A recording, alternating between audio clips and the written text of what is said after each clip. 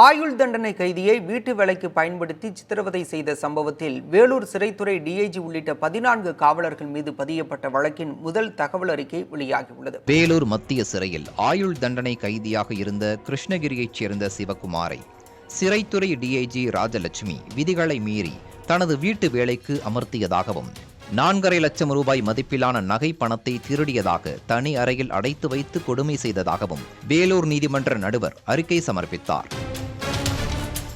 இதன் அடிப்படையில் சிபிசிஐடி அதிகாரிகள் கடந்த 7ஆம் தேதி சிறைத்துறை டிஐஜி ராஜலட்சுமி உள்ளிட்ட 14 அதிகாரிகள் காவலர்கள் மீது வழக்கு பதிவு செய்தனர். இந்த நிலையில் அந்த வழக்கின் முதல் தகவல் அறிக்கை வெளியாகியுள்ளது.